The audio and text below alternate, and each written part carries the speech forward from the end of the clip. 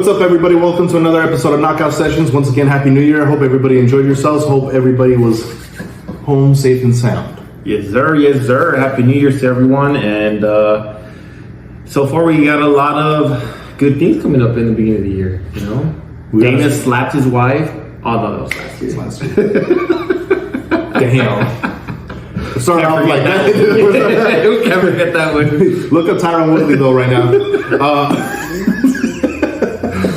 Yeah. But we got a bunch of good stuff coming up, as you saw in our previous video, everything that we're predicting. Here, we're going to start with what's going on. Yep, it's fight week. We have the big return of our boy, Virgil, and he's making his 154 debut.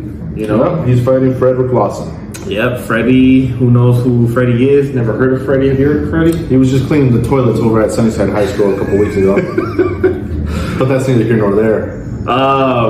But I mean, obviously with all everything that's been going on with Virgil, we couldn't expect any big names on his first fight, let alone if he's moving up to 154. Mm-hmm.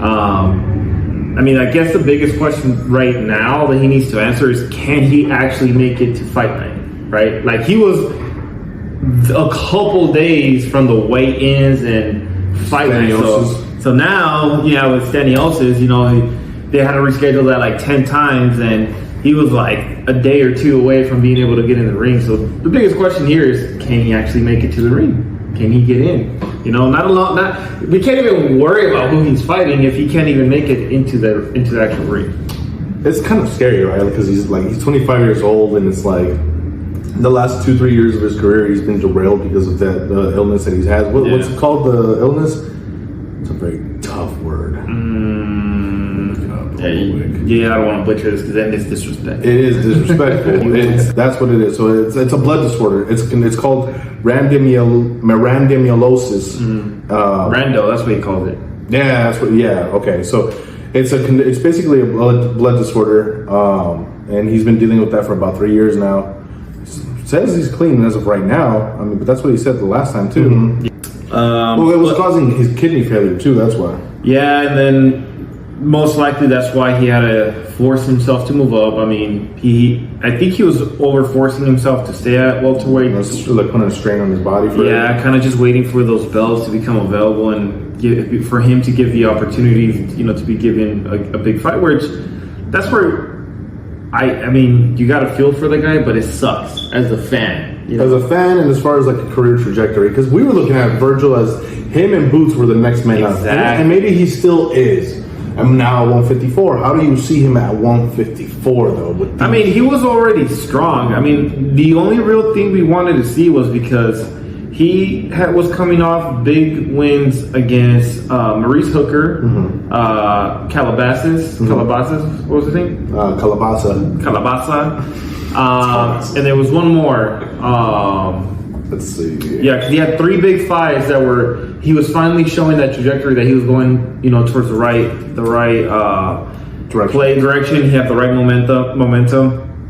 But we started seeing that, I think in one of the fights he got dropped, and then he started seeing that he started getting hit a lot. You know what I'm saying? McKinson. Yeah, so McKinson was his last fight where he actually got dropped, you know, but obviously he came back, kept his 100% knockout ratio, and won the fight. But, you know, we started seeing, you know, little weaknesses in his fighting style where he started getting hit. You know, and that was just my biggest question is, can he really compete with at a high level? At the high level, if he's starting to get pieced up, or not even pieced up, but like touched up by these step-up fights. I think it becomes inevitable when you have this big boogeyman that's like just steamrolling through opponents, that he's eventually going to get touched up. Now, the question is, he gets touched up, like you said, how does he adjust? How does he prep for it? Especially, like, where's his mental state at? Like, does the condition of outside of the ring situations, is that draining him maybe mentally, emotionally? I think Frederick Lawson, usually I kind of bag on boxing. Yeah, and you're being very calm right now. I am. That's what I was was about to say. I was like, even you are being very nice to Virgil right now. I am, and you know how I feel about Virgil, where it's like he has stressed me out as a fan, but it's not his fault. Exactly. It's more of just like when you want to eat something at a restaurant, and every time you go, it's not on the menu, it's not available. That's what Virgil has been to me. It's like I go there for that steak, and that steak is never there. Yeah. But we know that steak is good.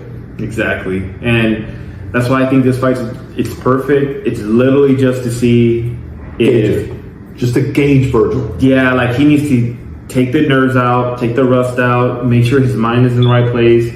I actually hope Frederick Lawson gives him a competitive fight somewhere. Especially early on. Yeah, especially early. Just to kind of shake up Virgil, like, hey, bro, like you're getting pieced up by, someone who, even what we would say the hardcore fans, the janitor. Yeah, you don't want to get pieced up by the janitor, So that's why I really hope that he just knocks or wakes him up. That's what we want. But if we see something good out of Virgil, and he takes him out in fashionable way, I mean. After that, just step him up into, I don't know. I know we said maybe Castaño, but I don't know if that's still too soon. Castaño's a good one. You can also probably throw Danny Garcia in there. Yeah, but Danny is a rapper. He's a rapper. Yeah, but Virgil's the one that can make him go full time. Yeah, rapper. Not full time boxer. No. I mean, I think, especially at this weight class, and I feel like we talked about this. We're eventually going to get, hopefully, in a perfect fantasy world, an inevitable Virgil Xander fight. Yes. Yes. I would love to see them together. Like that? Yeah. That is the perfect date night that you want, huh? 100%. Yeah, because obviously Xander's on his own tear. And he is skyrocketing. Yeah, because I think Xander's at the point where he needs a Castaño. Mm-hmm. He needs a Sebastian Fundora. Mm-hmm. We need to see him, or Brian Mendoza, mm-hmm. The one that knocked out Sebastian Fundora. Mm-hmm. We need Xander to be in that position already, because as long as he looks good with any of those type of guys, then after Tim Tszyu handles Charlo, I'm a Tim Tszyu fan now. Yes. After Tim Tszyu handles Charlo, or we just get the Charlo fight, I think Xander should maybe first fight the loser, or if you depending on how he looks. Don't forget the shakeup of Bud and Spence. Yes, that's true, but it's because I think that if Bud moves up, it's only for Charlo. I don't really think that Bud cares to try to make his name again at 154, because I don't think he has to, based on his performance or his career. Fuck the performance against Spence, his career. Bud is not someone that needs to prove he's a contender. He's the man. So if he moves up, it's to fight the man at 154. Yeah, but regardless, when you have those two kinds of fighters move up, and then we have all the other fighters, which is 154 is becoming a little crowded. It is, but this is the way I see it. Bud is only going to go there to fight Charlo, to be the first simultaneous 3-time undisputed, the first. Oh yeah, okay, you're right. Because simultaneously is done. Yeah, we already know Boots is an elevated champ right now. Yeah, but he would be the first 3 undisputed boxer, and I'm pretty sure if I had to put money on it, if he does achieve that, he's retiring. Yeah, because he's got nothing left to exactly prove, unless he gets the Canelo fight. Yes, which shouldn't happen. I don't think it will, because if he gets a Canelo fight, it has to be next. We're not going to wait for fucking Canelo to decide to fight Benavidez. No. After he fought, or I don't think we should see Canelo, or I don't think Canelo would want to. Well, in a perfect world, let's assume the scenario. Canelo beats Benavidez. Then you can do Bud. Bud beats Charlo, becomes 3 division. Now you got you got one fighter who defied the odds against the Mexican monster. Mm-hmm. You got the other one making history. And I'm against this fight, but this is the only way you would really have a huge fight. And that'd be the perfect way to end that 3-3. And they both retire after that fight, honestly. No. They both retire. No. What does Bud and Canelo have to prove after that? Well, it depends on who the winner is. Because if Bud wins, yes, Bud, you gotta retire. But Canelo has something to prove after that. 175? No, maybe, but What does he have to prove after that? I mean, at least the Bivol fight. As a Canelo fan, you still got that one stuck behind you. You can't. He didn't do it against Mayweather, you know. Okay. But because this is the way I see it. Bud defeats Charlo, makes history again. Right. So Canelo's like, well, fuck you. I can beat a three-time undisputed fucking champion, right? So he fights Bud, beats Bud. So what does Canelo do? He waits for Bivol to fight Arthur, fights the winner, and then Canelo puts his name in the fucking basket of two-time undisputed champion, right? So now we have NOA, Bud, Canelo, and possibly Usyk. Okay. All in the same belt, just legends who became two-time undisputed. Then you retire. Because I personally do think Canelo can beat Arthur. I really do think he can beat Viterbo. Bivol will obviously already fought him, but I still think he has what it takes to maybe upset it. But if he beats Arthur, maybe Canelo fights Arthur next, and then goes undisputed against Bivol. Dude, please let me beat Dana White for a day. This man went on a whole Canelo rant, and we're talking about Virgil. I think he needed to let that one off his chest. I was holding on. So back to Virgil because of the fight weekend. But here's the funny thing though. Virgil has the potential to just spoil all that fantasy, and maybe he takes out everybody at 154. Which he definitely could. He's 25. Xander, I think, is the biggest threat at 154. Outside of Charlo. And Tim Tszyu. But I think both Charlo and Tim Tszyu are at the point where one of them is going to move up. I think it's Tim Tszyu that's going to become a middleweight. You know, so I think Xander and Virgil are going to be the two main fighters at 154. This man had something on his chest today. He was thinking about that for a while. Look at him. But yeah, it is, even if Spence and Bud move up, they're just added into that crowd. Yeah. I mean, Virgil just gets the opportunity that he wouldn't have gone at 147. It's very similar to almost to the Munguia situation of how it happened at 160 for him. Mm-hmm. You know, it was a missed opportunity, a missed division, a missed crown that you didn't get. We expect big things out of Virgil. So hopefully he can get the job done. And if not, then, you know, we got to really start thinking about what's next. Yeah, but the great news is that we're going to see the fight of the century. Pacman and Mayweather rematch, baby. Fight of the century.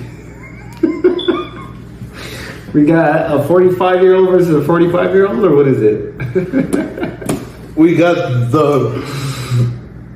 the stubbornness to failure of going away of Mayweather and the pending CTE of Manny Pacquiao. He might have had CTE if he would have made a comeback against Abdul Wahid, but because obviously he was saying, I would love to fight Abdul Wahid, formerly known as Tim Davis.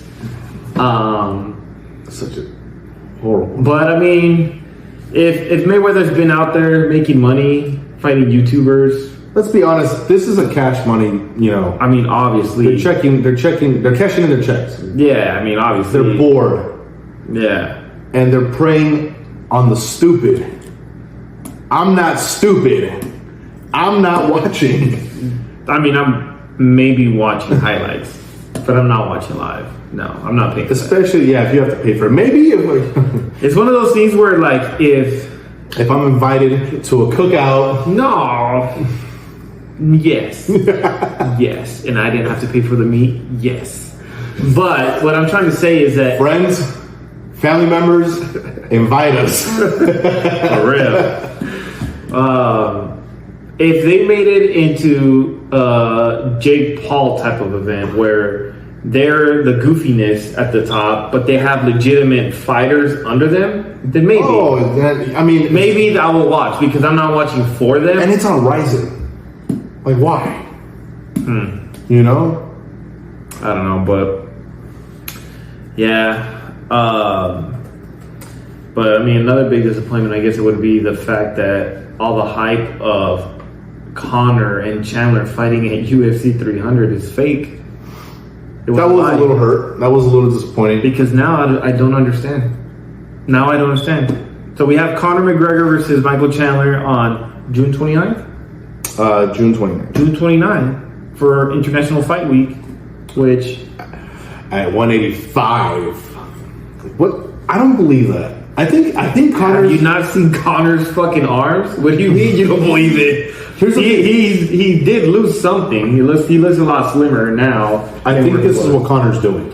Okay. One of the most viral moments between the Tough Enough season was when Conor said to Chandler, "You'll do what you're told." Oof. Remember that? Yes. I think right now he's like saying, "We're gonna fight at 185." Chandler's probably just like, finally, like this man, my name came out of this man's mouth out there. You know what I'm saying? Then in about a week or a month or so, there's gonna be reports of fight is set at 170, and Chandler's still gonna look stupid because he's gonna be like, "Well, let's do this at 170 then." And then next thing you know, it's 185. And I think they're gonna ask Dana at some point in a press conference within the next 2-3 pay-per-views, like about Conor. It's inevitable. And Dana, I could already see Dana like, no, the fight's probably booked, but it's not at 185, guys. Yeah. And the only reason is because I know that there's this little secret plan that if Conor beats Chandler, He fights Leon Edwards. he fights Islam Makhachev. Islam. I think that fight, when Dana looks at that fight, it just makes him drool because it's Conor versus Khabib's little brother. You know what I'm saying? The revenge fight in a sense for Conor with this war against the Dagestanis. And I think that's where it's going to go. I don't think it's going to be 185. And if it is at 185, dude, what are these lightweights doing at middleweight? Like, for what? And like, I hope it doesn't mess with any rankings. Dude, the fact that you think it won't is where you're being delusional. Conor's not fighting like Duplessis or Sean Strickland or Adesanya. He gets knocked out within 2 minutes by any. Maybe they make the fucking shit-talking Hamza versus McGregor. Hamza eats him in a minute. But it's all for the press conference and the freaking hype behind building up the fight. I don't think Dana sacrifices Conor in that way. You have to. No, it's not his time. Conor has about 1 to 2 fights left in his career. Let's be honest here. If he loses to Chandler, he's 100% done. Maybe. He's not marketable. Maybe. Masvidal's big return? No. We'll get to that in a bit. Although, we'll get to that in a bit. Conor versus a Nate Diaz 3. No. And they both just ride. I'm sorry. Ever since they saw Nate versus Jake Paul, I'm sorry. No, you can't do that. Yes, that's scripted. That's part of the X division. You can call it what you want. But I feel like even Jake Paul would beat Nate Diaz in the freaking octagon. Come on. That looked horrible. First of all, I'm willing to bet. I'm not. My entire existence. I'm not. That Nate starches Jake. I'm trying to make a point that I don't care to see Nate back. Fine. Conor versus Colby at 170. Okay, that's fine. They're both at that point. That's fine. Or Conor Dustin 4.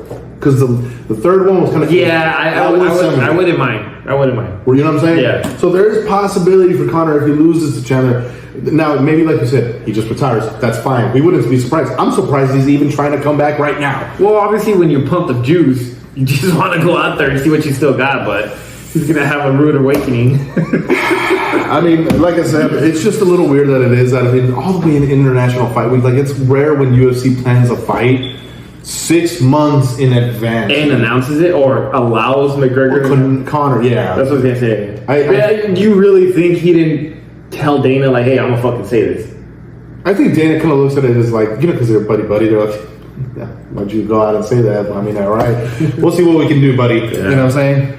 But that leaves apparently the non-main event open for 300. So what do we expect for 300? What do you think is worth even being the main event? Worth being the main event. Okay, so as of right now, the way we look at UFC 300, we already got Yuri, we got Bo Nickel, we got Calvin Kattar and Aljamain. There's rumors of a Leon Bilal. That's not going to be co-main or even the featured bout. If you're going to do a 3 title fight pay-per-view. Yeah. You know what I'm saying? And if you do a 3 title fight pay-per-view, you're probably going to have to throw in a female, probably like the Zhang Wei Li versus like a... that still would make it a co-main. Yeah, it'd be co-main. Yeah. But I'm saying like now you got some added cushion to it. There is one main event that can sustain it. If you say Gaethje Islam, I will fucking fight you right now. Because I don't want to see that. We have Islam who has said he wants to fight in April. And I think there's 2 fighters that are deserving of it. There are 2 fighters that are deserving of it. One maybe a little bit more than the other by like maybe this much. Okay? And I know you want to hear the name. There's Justin Gaethje, and then there's Charles DuBronx Oliveira. That's a 300 main event. We said this in our last video where we feel Oliveira is really truly the biggest threat to Islam. And I think Islam kind of knows it. And he's also gone out, I don't know if you knew this, but he's gone out and said, maybe I shouldn't fight. Maybe Charles and Gaethje should fight each other and the winner gets me. That's the most Habib shit I've ever seen. What No. What kind of bull drive is that? I think Islam, I don't know if it's Islam or if it's, we know your manager, Ali Abdelaziz, be on your Twitter, boy. I was going to say something, but maybe it's a little personal. I don't know. Remember that one? Horrible. I think Islam is like channeling his inner diva right now because he's got 2 wins over a top 3 pound-for-pound fighter. And he's got a win against Charles, and he feels like he doesn't deserve... Well, but like Islam's... Okay, he's open to the Gaethje fight. But there's people out there that say Gaethje doesn't deserve it quite yet. Yes, quite yet. He doesn't have to fight though. Gaethje doesn't have to fight. Exactly. He can wait for it. Yeah, he can Bilal Muhammad that. Exactly. Then there's Charles, who Islam himself saying that like I've already beat him. Why do I want him? Have him fight Gaethje. Then there's Arman Tsarukyan, who he said I've already beat him. Why do I want to make him fight Dustin for it? He can't fight Dustin. Dustin doesn't have the momentum for it. No. He can't fight Dariush. Dariush just got locked. He can't fight Gamrot. Gamrot kind of got a fluke victory over a future world champion. Shout out Fazeev. I believe in you, buddy. Come back strong. So I get where Islam's coming from because it's like what you got is already food that you've ate, but that food gave you the poopies. All right, or it can give you the poopies if you know what I'm saying. Yeah. Or you can always make Islam Volk 3 as maybe nobody wants to see that.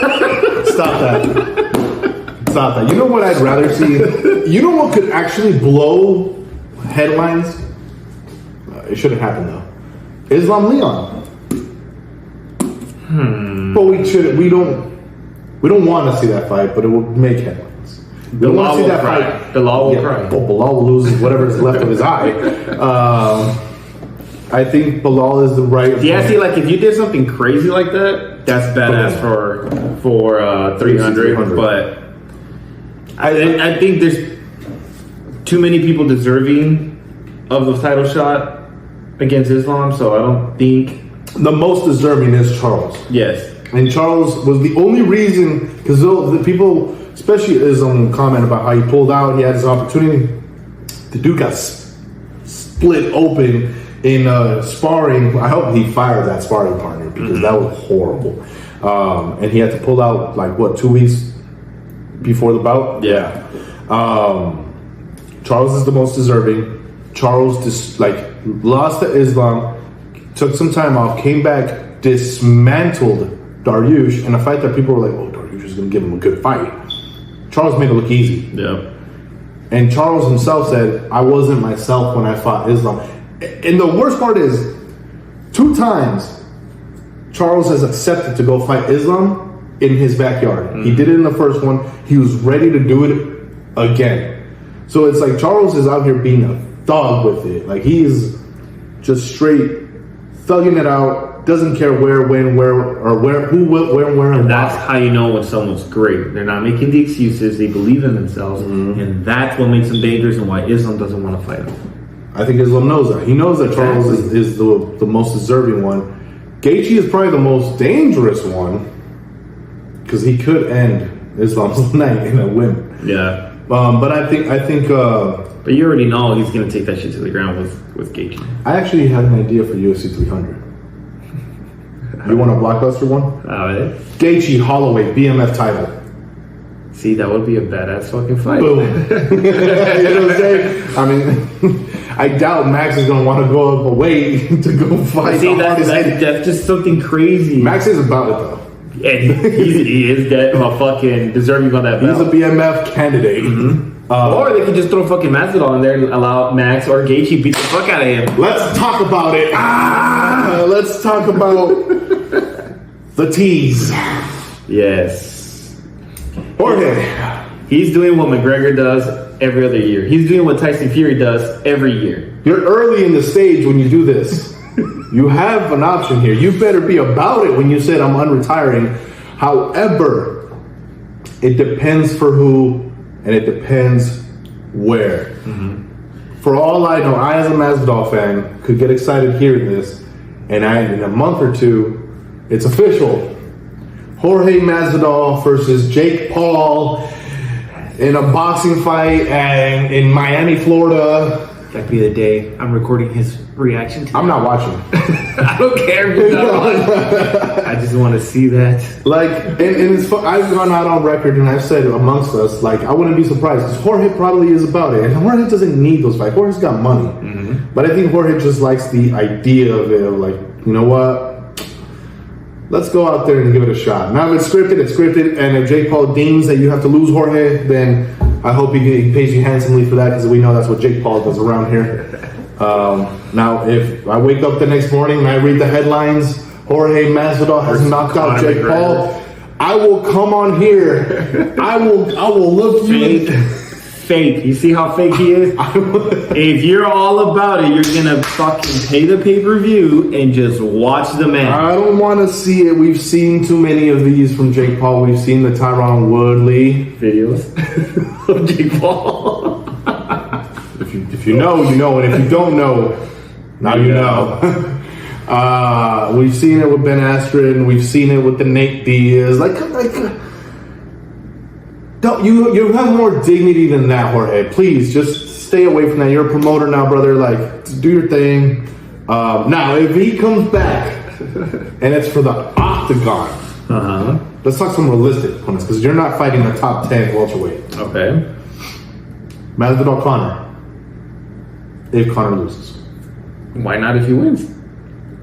Because if he wins, we talked about that, he'll get skyrocketed to the title. Or maybe he keeps playing with this food and they throw Masvidal in there and... That's only going to work if you're deciding to go for the welterweight title.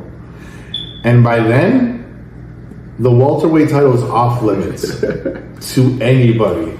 And if you don't know, it's because... My brother in arms. Shavkat. Every video I'm going to say it. Yeah, no, Conor's not going to want that. I think it's if Conor loses, your backup plan is Masvidal, Conor. I think also maybe because of how he looked, Masvidal wants finished business with Colby. I would love that. I would rewatch that one. Like he probably was boring as fuck, but I would rewatch it because they're both in the same limbo now where. Yeah, it was boring, but Colby was basically just, wrestling him to death. Yeah, because hopefully Colby now fights the way he fought Leon, and we'll see a stand-up. I mean, if he got knocked down in the fight with Masvidal the first time, if he fights like how he fought Leon against Masvidal, and Masvidal still has some juice left in him, he could knock him out.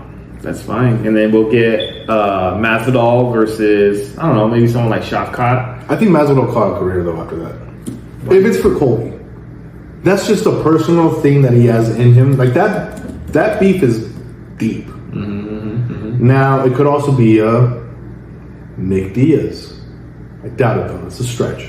Maybe one of the Diaz brothers. But you never know. Maybe that's our UFC 300 fight that they're trying to put in there, like a Masvidal versus a Nick Diaz or a Nate Diaz too. You know what I'm saying?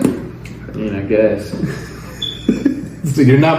Fine. I just don't. What about Masvidal Gaethje at 170 for the BMF title? That's what I said. That's what I'm saying. That's what entices you. Yeah. That's what you guys want. Yes. Who wins? Come At on. 170. Come on. You don't think Gaethje can carry? You really don't think Masvidal? I mean, you really think Masvidal still has it in him? He's given multiple opportunities against. I haven't seen how he's looked lately, so I don't know how his condition is. Lately, it's only been a couple months since he fought. It was back in April when he retired, and it hurt so much. And he actually still looked good against Gilbert, and that's a top 3 welterweight at the time. Exactly. So you think Masvidal still has something left to give? No, that's my point. And then what's your point here that you think that he's not going to be competitive with Gaethje? Because you're kind of going up and down with Masvidal right now. No, I'm not. I'm saying that he has not been looking good against top performers. Those top 3 welterweights that he fought with. That's fine. So why do I expect for him to look good against someone who's been active and good? Just because Has Gaethje been active? Active enough, and when he's fought, It's like once a year. and when he's fought, he looks fucking amazing. At what point does that catch No, he up? does. Well, eventually it does. So you don't think Gaethje moving up to a 170-pound division against a guy who's been at 170 for the majority of his career? Because really, if you think about it, Masvidal retiring didn't even look. It didn't look like it's a long way away. He basically has only been retired for 8 months. That's what I just said. So it's like as if he's never been retired. He just took time off. That's fine. You know what I'm saying? So maybe unless, But it all my depends point on how he being, looks. that's what I'm saying. But my point being is, in his last couple fights, he still wasn't looking great. He looked good in the first Usman fight. He looked decent For a man that took 5 days on the fight. Yes, he looked decent, and then he The got second fight, he's a Masvidal. For those of you that don't understand, he's a Masvidal hater. Did he not get knocked out? He did get knocked out. Okay. He did get knocked out. But so what did I say that was wrong? But see, there's a difference between somebody saying he got knocked out. Then there's who's like he got knocked out. I don't get it. Fuck you. So okay, I said my piece. If Masvidal's serious about this, the octagon, I don't even want to think about boxing with Jake Paul.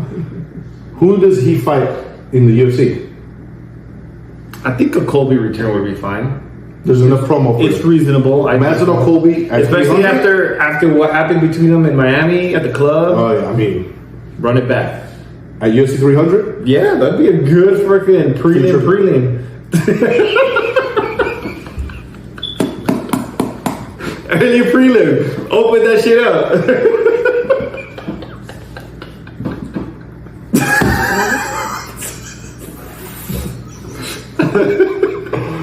I hate you. Why are you so disrespectful? I'm disrespectful because of Colby. I never said anything about Masvidal. No, you can easily still have that as a featured bout or maybe a card opener. Yeah, a card opener. That's fine. I don't know if a 3-round fight would be enough for them though. That's the problem. I mean, there's exceptions, so I guess we can make it into a. They don't want to do that. Not a card opener. They're going to be a 5-rounder. It is UFC 300. You never know what they have. Make all the fights fucking 5 rounds. Okay, you got Colby. What else? It's because anything beyond that, you're talking about the top 5 dudes, top 6, top 10. So it's Colby. Because Colby at this point was ranked what, 4, 3? He was ranked 3. Now he's ranked 5th. Okay, exactly. So if he doesn't fight Colby, he can't fight top 5ers. But see, that's what we don't know. Is Masvidal doing a one-off, or is he just like, I still got some more left in me? Let me call him real quick because you're asking me. We don't know. I actually have a fight. I don't think it should happen. I don't think it will happen. But I want his reaction. Masvidal versus Volk. Ooh. Masvidal pieces home. That's how bad you would think of Tony now? Bro, come on. So if Masvidal's the one to retire Tony, you'd support that. That's fine. Oh, Tony retires Masvidal. He's better retire too. Which would hurt more. Oh, I've already seen Masvidal. So No, but you're seeing both retired. fight, and one of them's getting retired. Which one hurts more? It hurts to see Tony go. If you see Tony knock the fucking Masvidal out, and Masvidal's like, okay, I can't even beat That's Tony. worst case scenario. You know why? Why? Masvidal gets knocked out. He should probably stay retired after that. Tony should retire, and he's going to come because his confidence is back up. So I think we're better off with Masvidal potentially knocking out Tony. I don't want to see Tony knocked out. Maybe decision. And then they both maybe just say in respective announcements, it's over. That's it. But I don't think Tony's enough for Masvidal to come back. Masvidal's a prize fighter. So Patty? No, hell no. If Masvidal pieces up Patty, you know that. If Patty was having a hard time with Tony, what's Masvidal going to do to him? Yeah, I would actually favor Masvidal. You have to. At that point, and they're different. He's bigger than him. It's 170. God! We're talking about Tony. That's why I said that'd be a good funny fight. Tony's fought at welterweight. He fought Nate at 170. I know, but I'm saying because of the fact that Patty just fought Tony is why I said, well, let's make it with Patty. No, Patty needs to fight a top 15 at this point. Just stop it. Stop it. I think like you said, there's only 2 fights that really make sense for him. It's Colby, or if he wants to do the first ever, double BMF fight with Justin at one, but it has to be 170. Mm-hmm. It has to be 170, and that's a payday for Justin.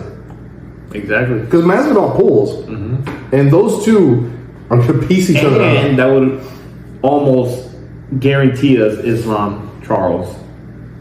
There you go. 2 birds, 1 stone. We get 2. Actually, imagine those 2 fights on the card at UFC 300. I would love that. You got that BMF co-main. You got the probably a women's fight with Zhang Weili, like I said, defending her title, and you have Charles Islam too. Boom. Easy money.